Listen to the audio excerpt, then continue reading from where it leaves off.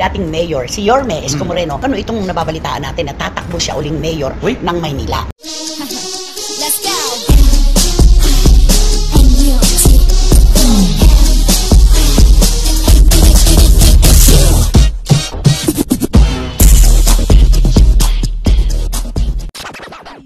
Ang sabi noon ni dating mayor, si Yorme Isko Moreno, lalabas na siya sa politika, hindi na siya kakandidato sa anumang posisyon. Sinabi Yun ang sabi niya, di ba? Sinabi niya talaga yan noon. Di ba? Ayaw niya Paulit-ulit na ang sinabi. Para daw mabigyan naman niya ng sapat na panahon ang kanyang pamilya. Ay, maganda yun. Pero alam mo, totoo yun eh. Yung nagsilaki ang kanyang mga anak nang hindi niya halos naramdaman. Ay, Totoo yun eh. Lalo pa artista siya, tapos politician siya. Nandun talaga yun eh. Yung lumalaki yung mga anak mo, hindi mo nakikita, hindi mo nararamdaman, nabibigla ka na lang, ang lalaki na pala nila. Diba? Kahit na gusto mong balikan at makita sila ng mga bata sila, hindi naman. Wala na, minsan lang silang magiging bata. Totoo. Yun yun. Pero ano itong nababalitaan natin na tatakbo siya uling mayor ng Maynila. Again? Totoo. Alam mo, hindi problema yun eh, yung tatakbo siya uling mayor ng Maynila. Pero tanungin niyo ako kung sino ang ayon sa kwento ay kakalabanin. Sino ang kakalabanin yung niya? Yung kasalukuyang mayor na siya ang nagtalaga, di ba? Si Mayor Hani. Si Hani Lacuna, di ba? Oo. Paano kaya mangyayari yun? Magkakatotohanan kaya yan? Magkakatuluyan kaya? O meron lang talagang issue na kailangang iresolba ngayon para ito ay huwag matuloy? Naku, alam mo, napakahirap din ang politika, no? Ikaw minsan tinutulungan mong maluklok sa nilalagyan ng isang politiko. Tapos ikaw rin ang dahilan, ikaw rin ang mag-aalis sa kanya. Parang ganyan, Ikaw din pala ang makakalaban. At saka ang ganda-ganda pa ng sinabi yan ng una. Di ba nung pag-alis niya, siya tatakbo sa senador, sayang. I-endorse niya. Sabi, ay hahabilin ko sa iyo. Di ba? Ang Maynila. Maynila. Di ba? At saka ituloy mo ang ating Nasimulan. Totoo yun. Yun ang ganun. At ang kwento nga po ay nag-iikot na raw po ngayon sa maraming barangay si Yorme. At marami na raw nakakausap at pati raw ang konseho nahahati ngayon. Wala. Pagka gano'n na nahahati, naku, matindihan ito, matindihan to. Oo, kasi kung nahahati na sila, paksyon na to. Ay, paksyon. Oo, paksyon. Totoo yan. Kanya-kanya na sila. Pero alam mo, maganda naman kasi ang nagawa ni Yorme. Yun naman. Kaya naman kahit saan siya magpunta sa mga kalye, Yorme, bumalik ka na. Bumalik ka na, Yorme. Yun ang madidinig mo At saka eh. yan naman ang maganda, pag may iniwanan kang maganda, Totoo yun. meron kang babalik. Totoo yun. Kapag ikaw ay merong ginawa na hindi malilimutan ng iyong mga nasasakupan, ikaw talaga ang hihingin. Correct. Diba? Parang Star for All Seasons. Ay, oo. Hinihingi ng Batangas. Ay, oo.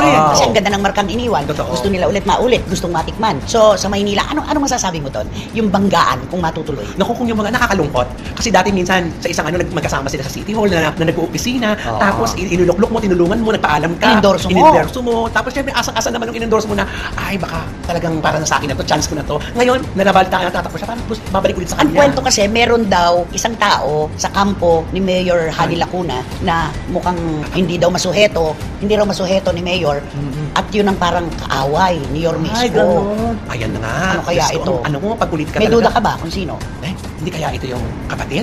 Ay, kapatid ni Mayor. Mayor Hani. Kasi yun lang naman ang nakikita natin malapit kay Mayor. Visible. Na visible na talaga kung saan punong abala din sa mga proyekto ni Mayor Hani. Baka yan. Pero alam mo, pagka nakikinig ako sa iba't ibang programa sa radyo, hindi masyadong pamoso si Mayor Hani Lacuna sa mga host, ano? Tinatanong nila, kunwari, nagkukwento, sino nga yung mayor ng... Oo, ng Maynila. Sino nga yun, yung mayor ng Maynila? Ganon ang karaniwan. Hindi na malaala. Saka merong mga reklamo tungkol sa traffic, sa kaguluhan. Marami. At Kaya saka- siguro hinihingi uli si Yorme. O, tsaka hindi kasi ma-social media to si Mayor Hani. Hindi siya masyadong yung lahat ng proyekto nakalatag. Alam mo yun, nakikita ng lahat. Ganon. At saka, mahal daw masyadong ngiti. Totoo ba? Mahal daw ang ngiti. Grabe naman. Hindi masyadong Mahal. hindi siya masyadong friendly. Hindi Ganun. sociable. Oh. Mahal daw masyado ang ngiti. Napaka-formal na parang hindi naman. Parang ganon. Parang Dapat hindi- pala ipakanta ni Ronnie Liang yung sa iyong ngiti. Para makangiti si Mayor. Yes, oo. Oo. Naku, matindihan po ito kung sakaling matutuloy yung labanan na ito. Mayor Isko Moreno, tapos yung kasalukuyan nakaupong mayor, isang ano to eh, Kalungkot kampo to eh. yan. Oo. Ito na talaga pati ang Maynila mahahati na. Pero alam mo, hindi tayo dapat magduda tungkol sa mga politiko. Tayo ay dapat umasa na ang iboboto ng mga Manileño ay yung karapat-dapat talaga. Oh, Tama. Yun naman. Oo. Correct. Dapat yun. May hinahanap na serbisyo, di ba? Oo. At saka ito na yun, nasubukan na si Mayor Isko. Ito rin, nasubukan na rin si Mayor Lacuna. Nandun ang comparison. Nandun ang comparison sila na nasa inyo na po ang desisyon ng taga totoo Maynila. yan. Oo. Oo. At may sinasabi ka? Hindi marami kasi, siyempre alam mo naman ako, ikot sa Maynila, lalo na sa Divisoria. Ikaw pa? Oo. Marami talaga ako naririnig na mas maganda pa daw si Mayor Isko nung siya ang nanunungkulan, na siya ang naglilingkod sa Maynila. Kasi parang naayos na yung lahat. Tapos ito yung kasalukuyang Mayor daw, parang hindi naman lang, minsan na ba nakita nila lumalabas? Parang Hindi ganun. bumababa ang tawag doon. Ano? Oo. Hindi bumababa sa mga barangay. Parang ganun. Nung nakaupo naman si Yorme, puro pintas din naman ang naririnig natin. Ayun na. Kesyo ibinenta ang ganito, May mga ganyan. ibinenta ang Oo, palengke, oo. ibinenta ang mall, mga ganun. Na siya ang kumukopo ng mga bayad sa parking. Kahit naman siguro nakaupo, kahit sino. Oo. Lahat may pintas, di ba? Talagang sa nalalapit na election, ang dami pa natin maririnig ng mga hindi natin naririnig dati, nandito naglalabasan. Malapit na ang Oktubre. Ay, 3 buwan na lang. correct. Di ba? So kaya ito na to. 3 buwan na lamang. Preparasyon. August, September, October. magsusumite Filing na, oo. Filing na. Naku, yan ang aabangan natin. Maraming naniniwala na hindi raw ito matutuloy dahil magkano to Magkapikit. magkakampo. Oo. Di ba? Tingnan natin, di ba? O, tingnan natin. Si Vice Mayor Yul Servo ba? Tatakbo? Hindi, yun na nga, nung nagkita kami doon sa clock tower. Ay, taray. Oo. Sa clock tower, nagtinanong ko siya. Sabi ko, Vice, paano sakali? Sabi ko lang ganun sa kanya. Sakali ka kung maisipan ni Mayor Isko na bumalik siya ulit sa pagka-mayor, anong mangyayari sa inyo? Ano mo mangyayari kay Mayor Hani Lacuna? Kasi ano siya hindi pa tapos yung term niya. First term pa lang siya, ikaw naman bilang Vice Mayor. Una pa rin. Oo, first term ka pa rin. Naku, alam mo naman si Ay, naku, Vice Mayor. alam Ngiti ko na. lang.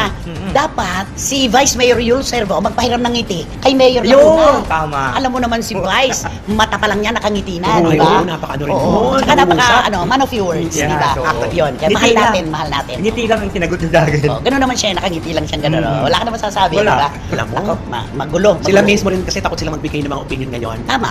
Tikom lahat ang bibig nila. Pero hindi rin nakawala si Yorme sa kanyang pangako nung una na lalabas na siya sa mundo ng politika, no? At ibibigay ang kanyang panahon sa pamilya. Pagka, parang showbiz yan di ba? Pagka nandun na, nakabaon ng kanang paa mo, ang kaliwa ay nandun na rin. Correct. Hindi ka po pwedeng basta bumaklas. Oo, nga, tama. Lalo pa kung may mga humihingi sa iyo. Yun, Di ba? mahirap ang iyan. At saka yung lagi mong sinasabi, di ba? Na pag nakatikim na ng palakpak, nakatikim na ng mga hiyawan, talagang ayaw mo na umalis. Sigawan. Oo, sigawan. Oo. Oo, doon Pero na lang ka. Sa showbiz yan. Pero sa politika, kapag ka nakatikim na ang Ayun mga na. constituents ng masarap ng serbisyo, hihingin ka, babalik. Pag nakaramdam ng pagbabago. Yan lang, di ba, naging kontrobersyal, lalo sa mga TikTok. Di ba? Yung ginawa ng mga TikTokers na parang pinaglaruan nila ang puntod ni Rico yan. Binastos. Oo, binastos nila kung ano-ano pinagagawa nila doon. Tapos sinabihan pa nila na, ano yun, tourist spot. Best Oo, tourist spot of in the Philippines. Oo. Kaya siyempre inaantay yung mga, kung ano masasabi ng pamilya ng mga yan, at kung ano masasabi ni Claude. Siyempre, ang una ka-focus agad yan kay Claudine Barreto. Pero alam mo, nagsalita Oo. si Bobby, Oo. yung Oo mas nga. matandang kapatid ni Rico na nakabukas daw ang puntod ni Rico para sa lahat. Oo. Hanggang hindi daw naman sila nakakaramdam na parang hindi na maganda yung ginagawa. Walang maririnig mula sa kanila. Yung kay Oo. Claudine, may na-post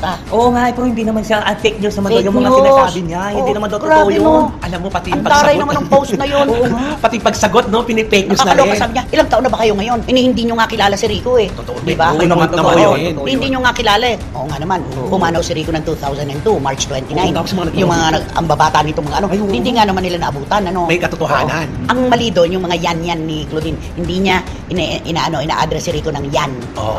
Tsaka yung salita na, tumigil na kayo, huwag niyong bastusin si Rico. Hindi siya yun. Eh, parang hindi naman ganyan si Claudine magsalita. Ay, napaka naman ni Claudine. Lumanay naman si Claudine magsalita. Pagka pag-usapan tungkol kay Rico yan, di ba? At minsan ay sa panayam ni OG Diaz nagsalita na si Claudine na yun ang huli niyang pagsasalita. Hindi na siya magdadagdag pa tungkol kay Rico. Oo. Pero syempre nasa puso niya, yung patahimikin na natin ang kaluluwa ng tao, ano ba naman, di ba? Akala ng mga tao, papatusin pa to ng mga netizens, yung mga pagsagot-sagot oo. ni Claudine. Mabuti na lang kamo talaga. Alam natin, kilala natin si Claudine. Kung paano magsalita. Yun yun eh. Totoo. Oo. At saka fake news po yun, wag po nating paniwalaan na nagsabi si Claudine ng ilang taon na ba kayo ngayon? Hindi nyo nga kilala yung si Yan. Ganon. Oo, di ba? Yang si Yan.